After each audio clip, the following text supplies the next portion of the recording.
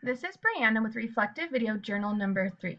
After watching the YouTube video and reflecting on my communication skills, the 4 areas I thought I was currently proficient in are authenticity, open-mindedness, empathy, and clarity.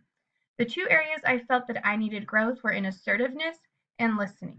Looking at my communication skills in terms of listening, I do listen and I can quote back and tell you what has been said in the conversation, but I don't always show that I'm listening.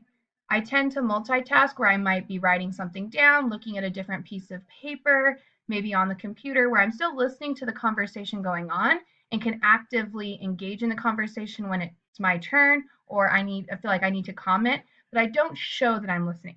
And the way I felt I needed to improve that was to become a more active listener.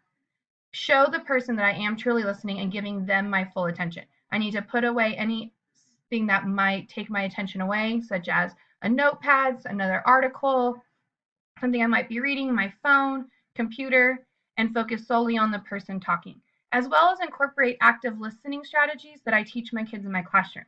Things like nodding your head yes or no, saying mm-hmm, and really being mindful of using those, and even giving myself a goal of during this conversation, I'm going to use 4 active listening strategies and silently keeping track of how many I'm doing to show the person that I really am listening to them.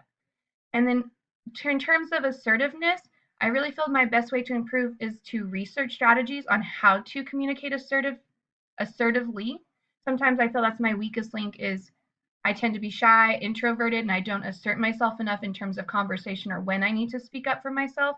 And doing some research on that privately and then incorporating those strategies that I've read about and worked on, and then start to incorporate them not only in my classroom with my students, but also in meetings that I lead in small settings before working up to settings in large numbers where I'm talking to a lot of people at one time.